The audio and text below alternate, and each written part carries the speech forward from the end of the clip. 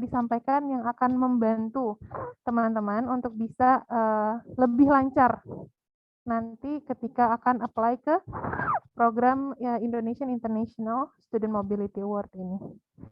Untuk tidak memperpanjang waktu, saya persilahkan kepada Ibu Fitri untuk menyampaikan materinya untuk hari ini. Silakan Ibu Fitri. Oke.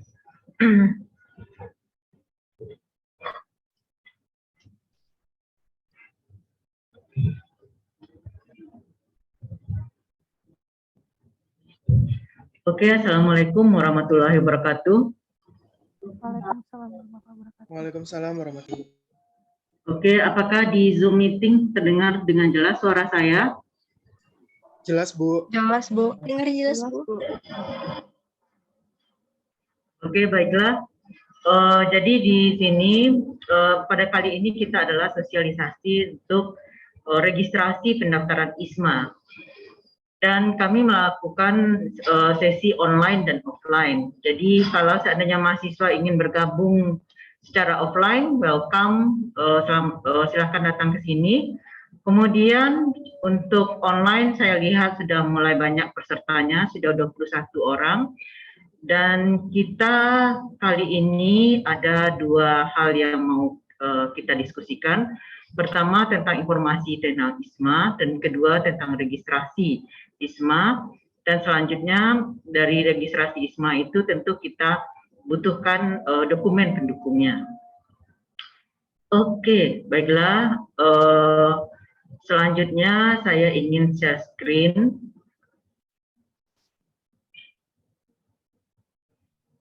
Ini ada 21 orang ya.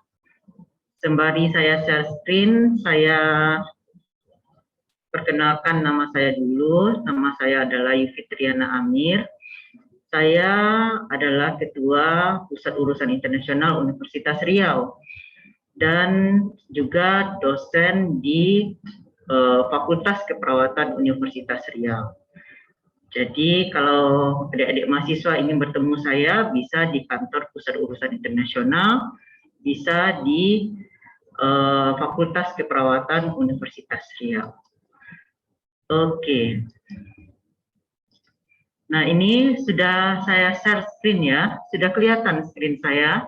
Sudah, Bu. Sudah, Bu. Oke. Nah, ini pelan-pelan aja kita melihat. Kadang-kadang kalau kita melihat bersama, akan lebih teliti daripada kita melihat sendiri.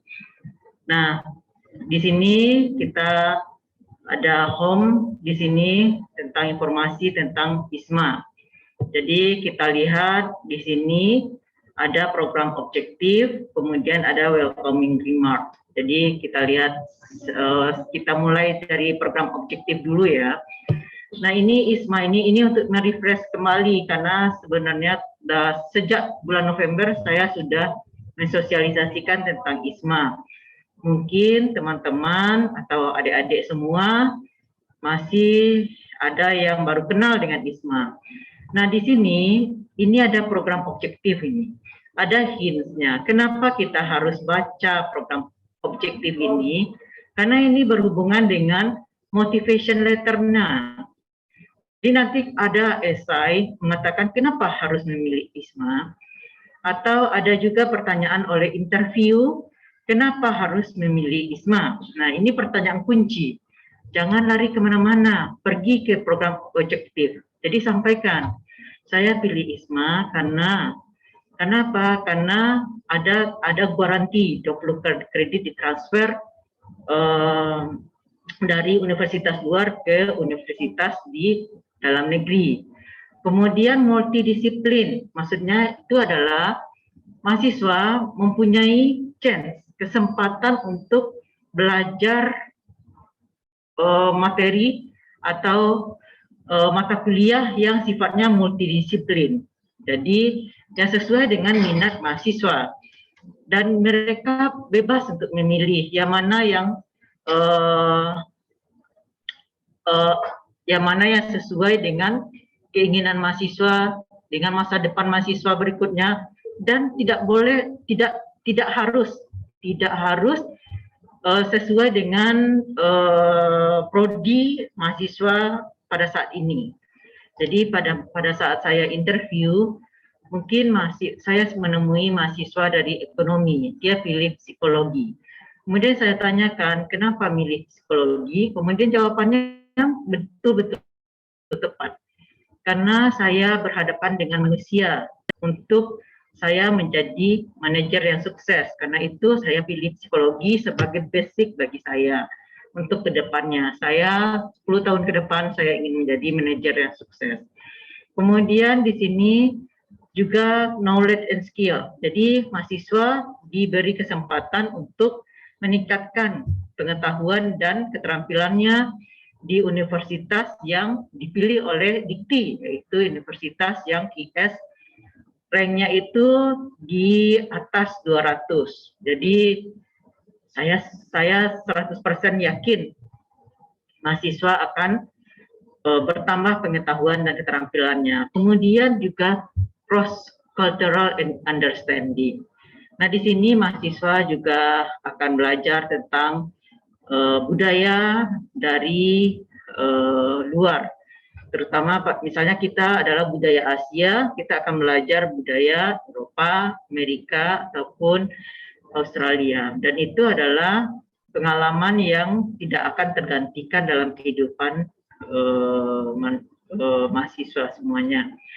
Kemudian network ini meningkatkan karena di ini kita berharap setelah saudara dikirim ISMA akan ada lagi kegiatan-kegiatan dengan universitas yang saudara tuju. Karena itu keinginan untuk meningkatkan network juga disampaikan. Dan yang terpenting adalah career.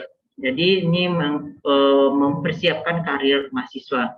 Jadi untuk interview nanti, lihat dan baca, pikirkan tentang objektif ISMA ini. Pakai ini jadi jawabannya. Oke? Nah, setelah itu, kalau welcoming remarks, mahasiswa sudah paham ya, ini dari Bapak Direktur Jenderal Dikti, kemudian Prof.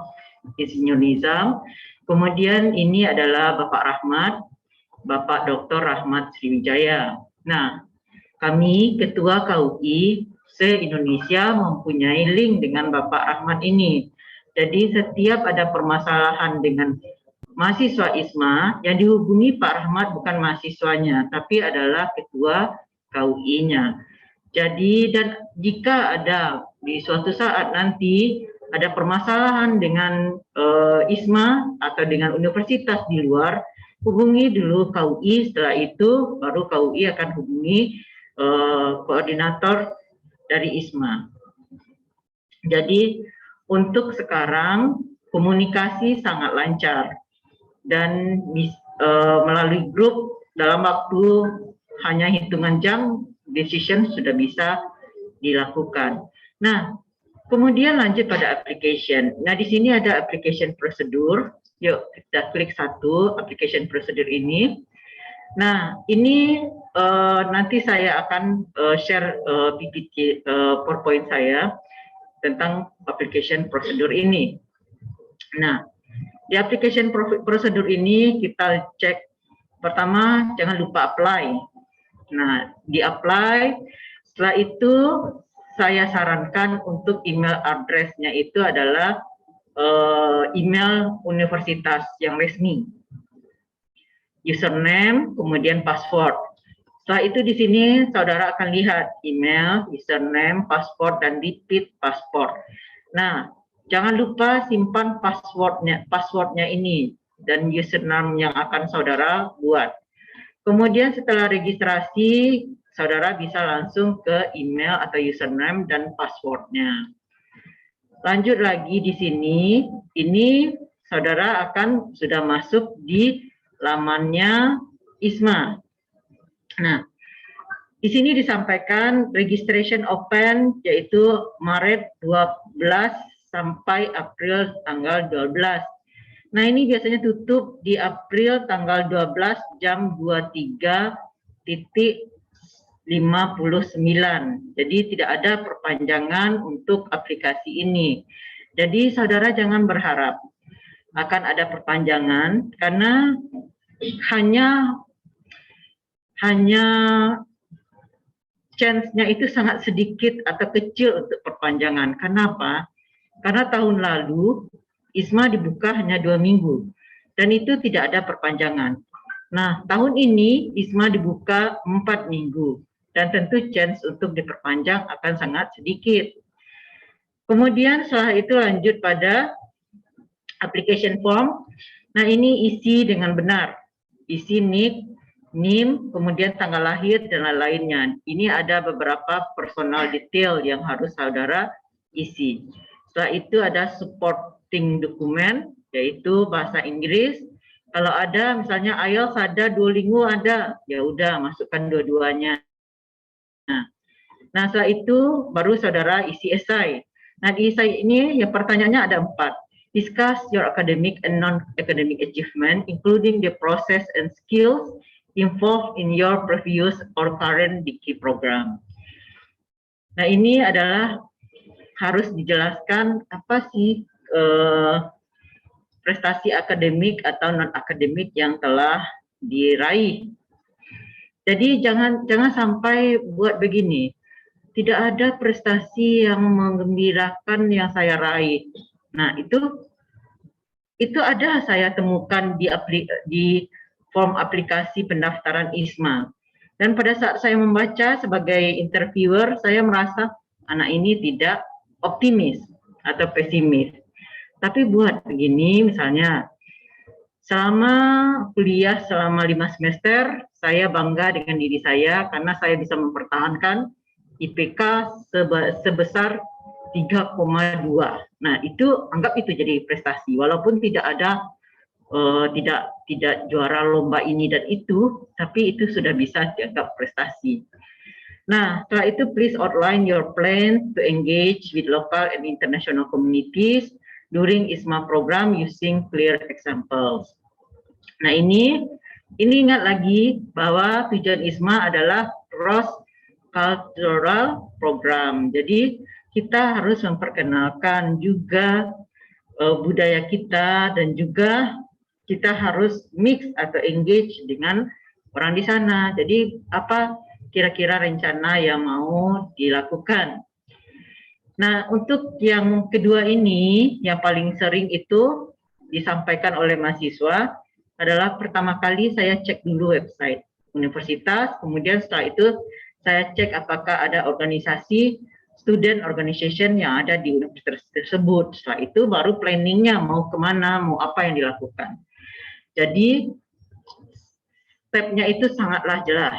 Kemudian discuss the time when you face difficult challenge or harder during your study and how you navigated through it. Nah, ini adalah pertanyaan yang menjebak karena ISMA menanyakan kira-kira apa sih hal-hal yang sulit dalam hidup ini dan bagaimana cara menyelesaikannya. Jadi hati-hati juga menjawabnya.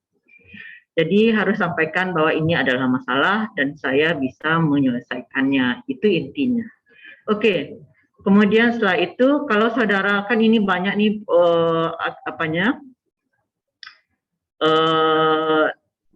informasi yang diminta, maka saudara bisa save draft. Kemudian setelah itu baru dilanjutkan lagi. Nah, setelah submit di sini ada juga please outline your plan to engage, discuss the time you face. Nah, ini di sini bisa ada 2 pilihan, yaitu save draft atau submit. Nah, ini ada pertanyaan terakhir yang mengatakan jelaskan tentang keadaan kondisi kesehatan.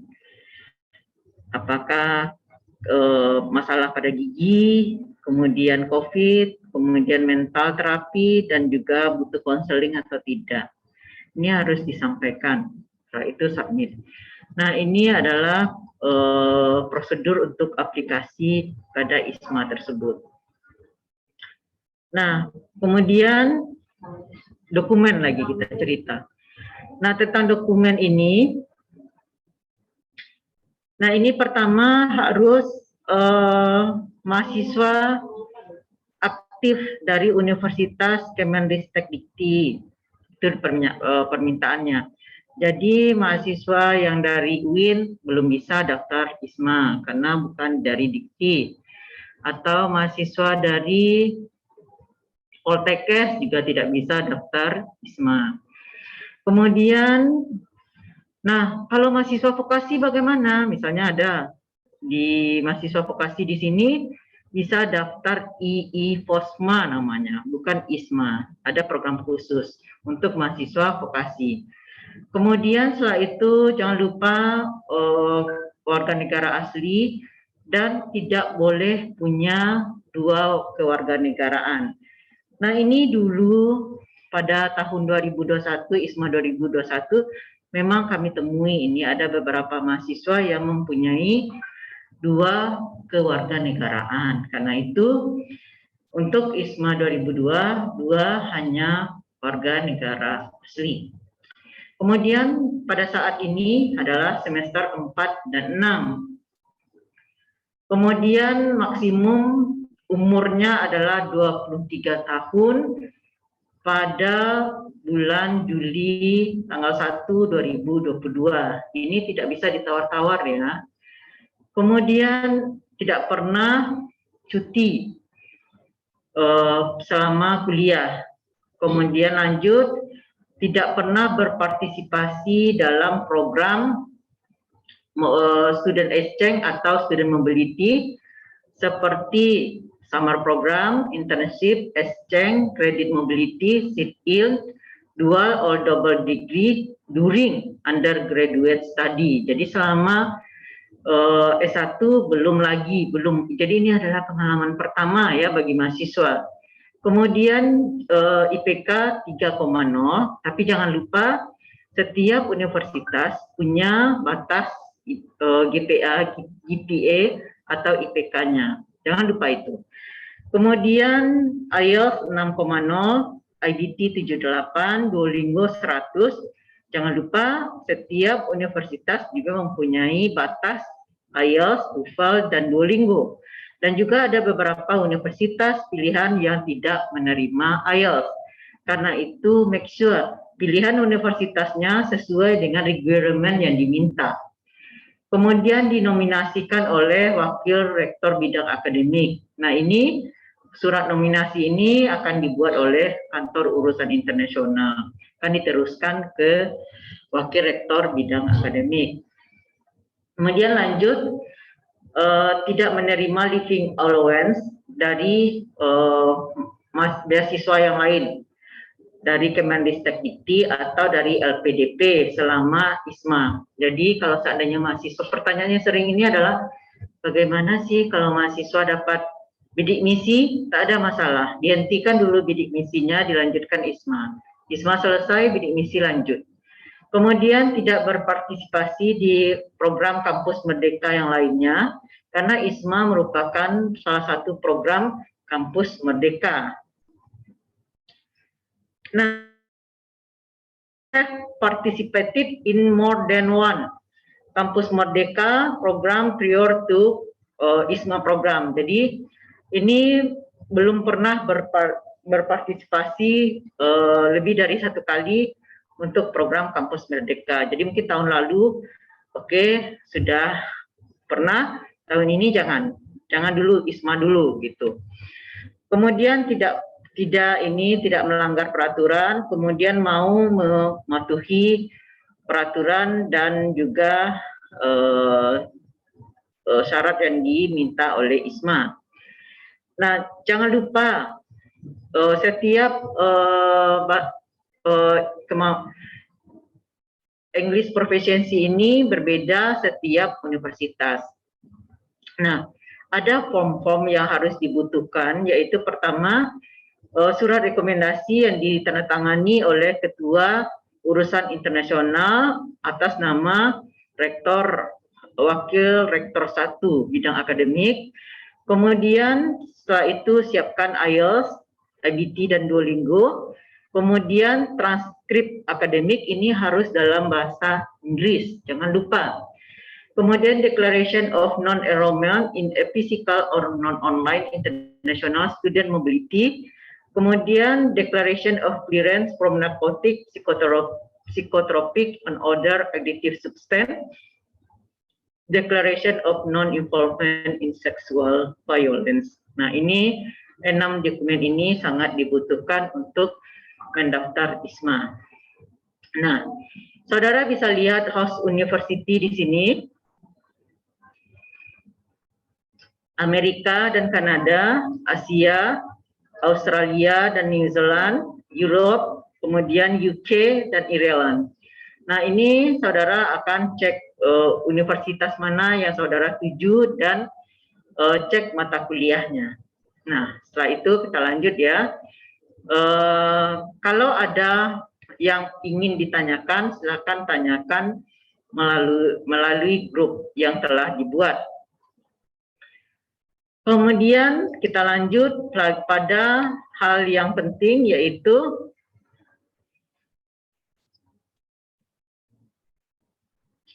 requirement sudah jelas ya. Kemudian setelah itu kita lanjut pada dokumen ini. Nah, ini saya download dulu. Nah, saudara lihat downloadnya. Kelihatan ya. Nah, di sini ada logo dan nama perguruan tinggi. Ini tandanya surat ini dikeluarkan oleh perguruan tinggi. Jadi bukan mahasiswa yang menyiapkan. Kepada yang terhormat, kemudian yang mohon hormat, nama mahasiswa, NIM, pilihan PTLN, ada yang pertama dan kedua. Setelah itu saya sebutkan di sini, saya yang bertanda tangan di bawah ini, karena saudara adalah mahasiswa UNRI, maka nama saya akan ditulis di sini, yaitu Nurse Yufitriana Amir, MSc PhD, nomor induk, kemudian jabatan Kepala Kantor Urusan Internasional. Bertindak untuk dan atas nama Wakil Rektor Bidang Akademik Universitas Riau, menyatakan komitmen dan kesanggupan untuk mendukung dan mensukseskan program ISMA 2022. Nah, di sini ada poin-poin yang harus saya cek betul. Pertama, saya harus cek mahasiswa itu benar-benar semester 4 dan 6. Kenapa? Banyak sekali tahun 2021 kasusnya mahasiswa semester 8 yang mendaftar. Jadi akhirnya pada saat mereka mau diberangkatkan, mereka terpaksa di blacklist walaupun mereka sudah lulus. Jadi jangan ada mahasiswa semester 7 saat ini atau 8 pada saat berangkat yang ikut. Kemudian menjamin bahwa mahasiswa tersebut merupakan WNI dan tidak berkewarganegaraan ganda, memberikan rekomendasi bagi mahasiswa tersebut untuk mengikuti program 2022 dengan pilihan perguruan tinggi di luar negeri.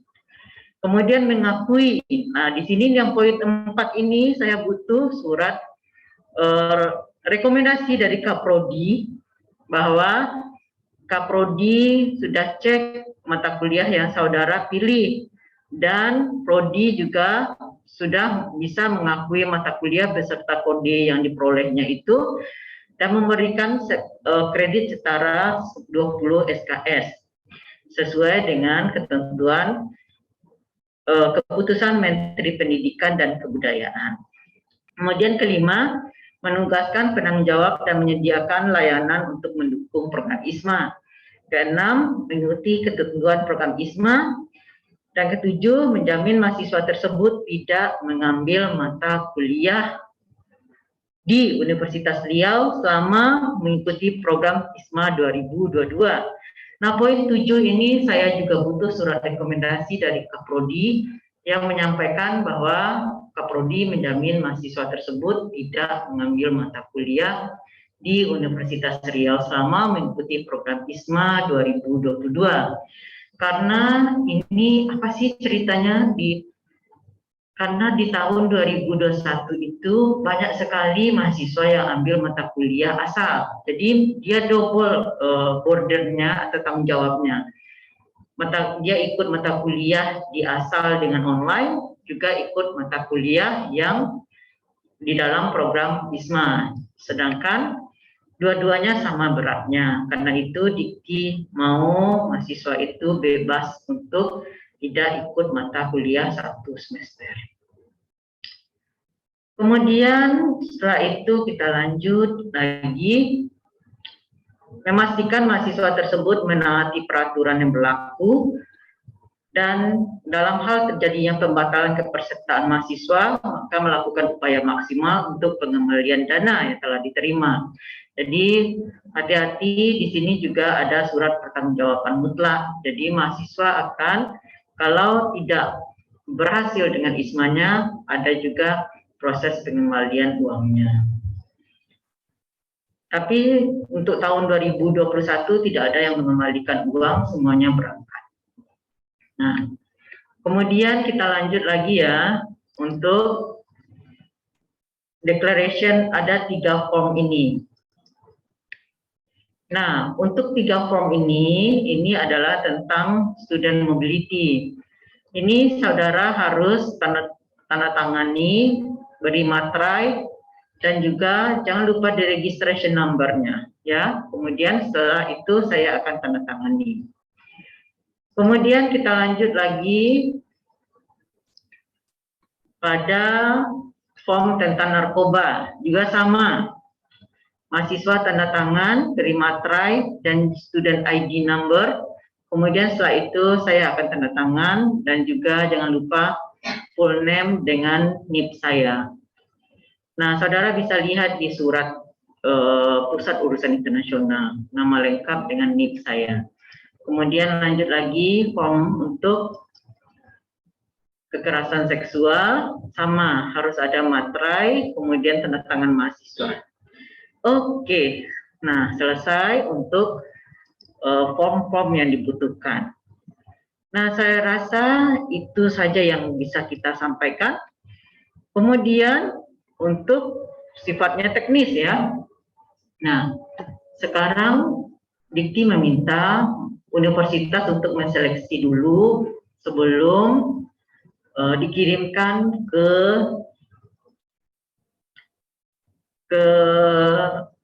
atau sebelum mendaftar website ini. Nah, saya lihat di sini. Nah, pada hari ini kami akan kirimkan surat yang baru menyesuaikan dengan informasi Dikti yang terbaru. Nah, untuk seleksi tingkat universitas kita berikan tanggal 26, tanggal 2, dan tanggal 9. Jadi ada 3 batch yang akan kami sediakan. Jadi silahkan mahasiswa memanfaatkan. Jadi misalnya di tanggal 26 ini form pendaftaran paling lambat di hari Jumat. Kemudian hari Sabtu kita seleksi universitas, sifatnya wawancara, dan juga kami cek dokumen-dokumen mahasiswa plus dengan esai-esai mahasiswa. Jadi mahasiswa sebelum mensubmit sudah dapat feedback dari tim Pusat Urusan Internasional atau tim interviewer ISMA. Nah, setelah itu di hari Minggu saudara bisa revisi, kemudian di hari Senin saudara bisa mengambil form yang dibutuhkan. Nah, ini adalah pengumumannya atau pengambilan formnya. Nah, begitu juga untuk berikutnya, paling lambat adalah tanggal 2, kemudian tanggal 1, kemudian tanggal 2 adalah interview atau wawancaranya. Minggu berikutnya kami beri waktu paling lambat tanggal 4 dan interview adalah tanggal 9. Nah, itulah proses dari ISMA. Jadi artinya apa? Saudara tidak sendirian menyiapkan aplikasi ISMA ini. Ada tim Pusat Urusan Internasional yang menemani saudara. Oke? Nah, sampai di situ saya stop share dulu. Kita diskusi.